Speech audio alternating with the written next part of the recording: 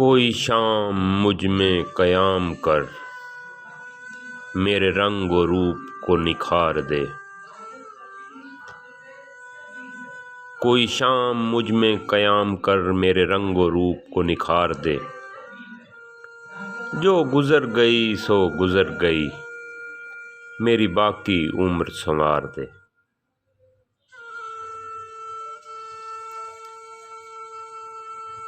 نہ رئیس ہوں نہ امیر ہوں، نہ میں بادشاہ نہ میں وزیر ہوں۔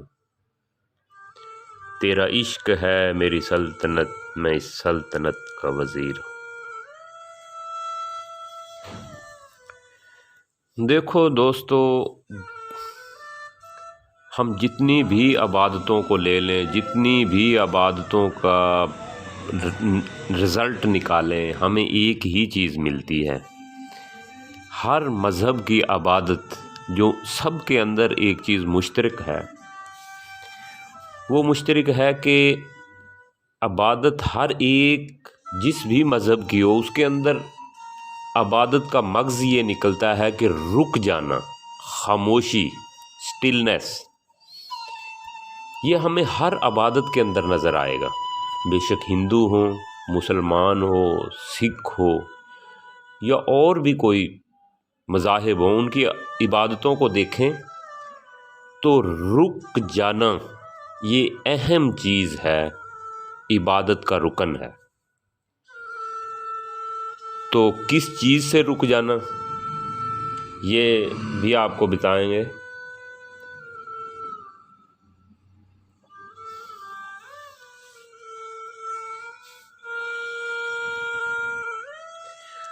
جس دن انسان خود کے لیے جینا شروع ہو گیا، زندگی اور ہی ڈھنگ سے ہوگی۔ لوگ اپنے لیے نہیں، دوسرے کے لیے جیتے ہیں۔ تمہارے سارے ایکشن، ساری سوچیں، سارے جذبات کو غور سے دیکھو، یہ سب دوسرے کے لیے ہیں۔ حتیٰ کہ وہ بھی تمہارے ایکشن تم سمجھتے ہو کہ خالص تمہارے لیے ہیں، ایسے بھی لوگ ہیں جنہیں تم خود غرض کہتے ہو، ان کے بھی ایکشن کو دیکھیں، وہ بھی دوسرے کے لیے ہیں۔ خود غرض لوگ تو اس کائنات میں بہت ہی کم ہیں، جنہیں بس خود سے غرض ہے، جو بدلاؤ چاہتے ہیں تو خود میں، انقلاب چاہتے ہیں تو خود میں، اچھائی چاہتے ہیں تو خود میں، برائی سے چھٹکارا چاہتے ہیں تو خود میں۔ یہ تو اصل لوگ ہیں، یہ جنہیں تم خود غرض کہتے ہو، یہ تو خود غرض ہے ہی نہیں۔ مثال کے طور پر ایک شخص ہے کہ ہر جائز و ناجائز طریقے سے پیسے کماتا ہے اور مکان بناتا ہے۔ ایسے شخص کو کہیں خود غرض، مگر یہ کیسے خود غرض ہوا؟ یہ تو دوسرے کا غلام ہے۔ سوچیں، وہ جو شاندار محل بنا رہا ہے، اگر اسے دیکھنے والا ارد گرد موجود ہی نہ ہو تو کیا وہ ایسا مکان بنائے گا؟ وہ تو مکان بنا رہا ہے اس لیے کہ دوسرے اسے دیکھیں اور اسے امیر آدمی سمجھیں۔ وہ خود غرض نہیں ہے، وہ دوسرے سے غرض رکھ رہا ہے۔ تم غور سے دیکھو انسانوں کو، یہ سارے دوسرے کی غرض میں ہیں۔ وہ ایسا ہو جائے، شوہر ایسا ہو جائے، بیوی ایسی ہو جائے، دفتر میں کام کرنے والا ساتھی ایسے ہو جائیں، باس ایسا ہو جائے، بجلی کا محکمہ ایسا ہو جائے، معاشرہ ایسا ہو جائے، حکومت ایسی ہو جائے۔ یہ سارے کے سارے دوسرے سے غرض رکھے ہوئے ہیں۔ جو خود غرض ہوا اور دوسروں کو دیکھتا ہی نہیں، دوسرا اس کے لیے وہیں رہ ہی نہیں جاتا، وہ تو پھر محفل میں بھی تنہا ہو جاتا ہے۔ دیکھیے ذرا تاریخ کو، فرعون کے دور میں موسیٰ کیسے پیدا ہوتے ہیں، ظالم حکمرانوں کے تحت منصور جیسے صوفی کیسے پیدا ہوتے ہیں۔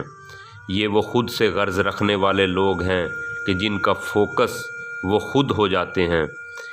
یہ وہ لوگ ہیں کہ جو محفل میں بھی تنہا ہو جاتے ہیں، اور تنہائی جیسا مقدس ادارہ کوئی اور نہیں۔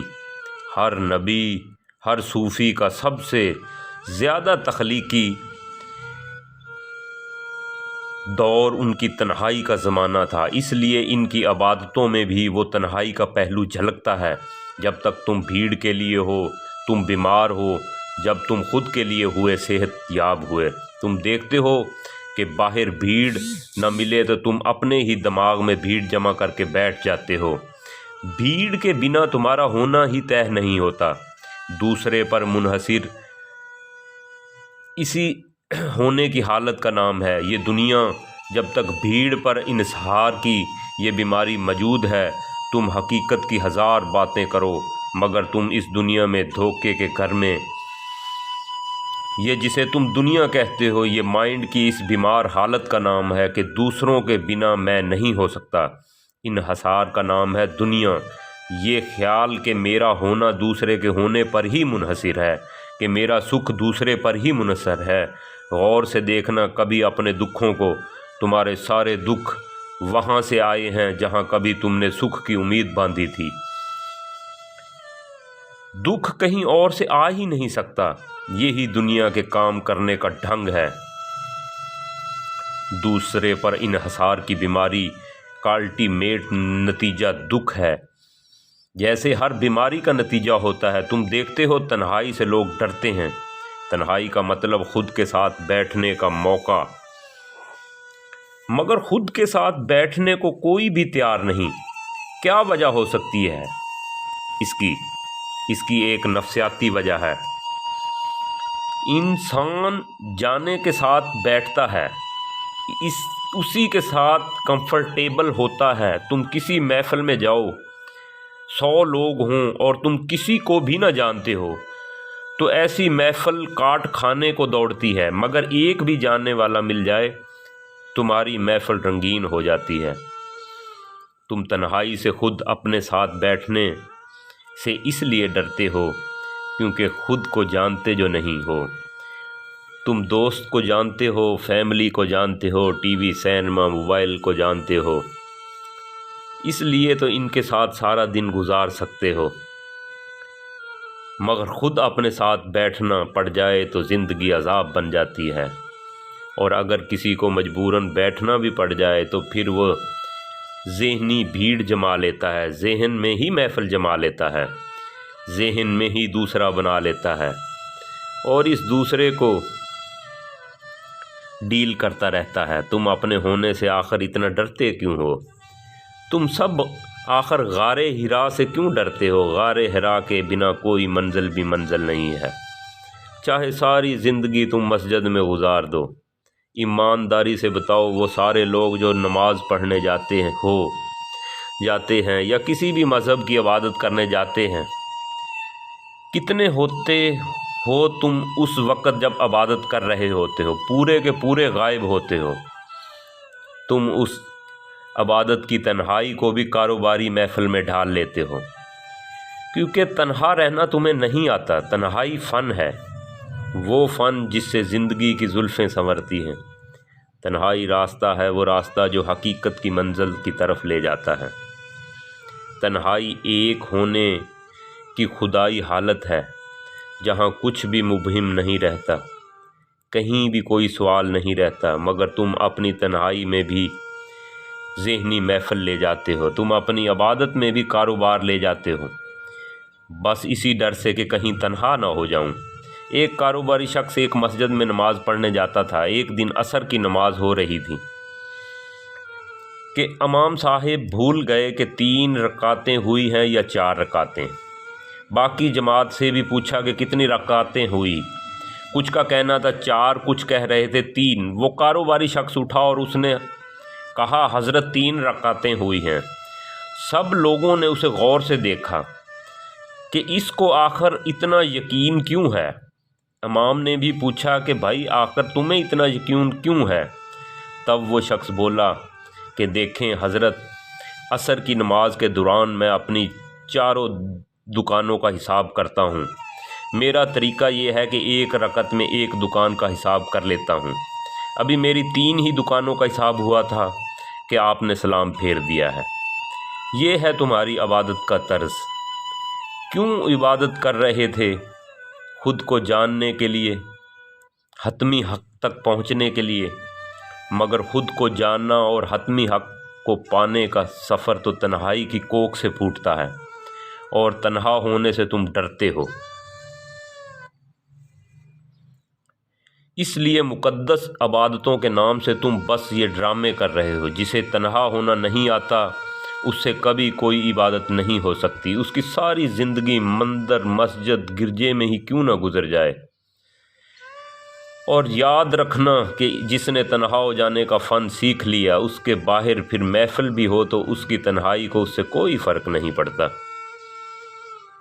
اس کا بزنس دنیا کا سب سے بڑا بزنس بن جائے یا ڈوب جائے، اس کی تنہائی کو کوئی فرق نہیں پڑتا۔ میری یہ باتیں سن کر کہیں یہ نہ سمجھ لینا کہ دنیا کو چھوڑ دینا ہے، لوگوں سے باتیں نہیں کرنی، اکیلے بیٹھے رہنا ہے۔ اگر یہ راہ لی تو اور غلط ہو جاؤ گے۔ تمہیں نہیں معلوم کہ تنہا بیٹھے لوگوں کی بھیڑ کتنی زیادہ اور کتنی خطرناک ہوتی ہے۔ ذہنی مرض اگر کسی شخص کا نام ہے تو وہ یہی تو ہے کہ تم دنیا سے کٹ کر جسمانی طور پر تو ایک طرف بیٹھ جاؤ اور ذہن میں دنیا اور بھی شدت سے دوڑ رہی ہو۔ جب میں تنہائی کی بات کرتا ہوں تو اس سے میری مراد کیا ہوتی ہے، اس پر بات کروں گا۔ ویڈیو لمبی ہو جاتی ہے تو یہ پارٹ 2 میں پھر میں اس کے متعلق بتاؤں گا کہ ہماری تنہائی اور ہمارا رک جانا کیا ہے۔ ڈسکرپشن کے اندر میں نے اپنا نمبر دیا ہے، واٹس ایپ نمبر، کوئی بھی دوست اس سے متعلق سوال کرنا چاہے تو وہ کر سکتا ہے، اور ویڈیو کو لائک کر دیں اور شیئر کر دیں۔ ملتے ہیں اگلی ویڈیو میں۔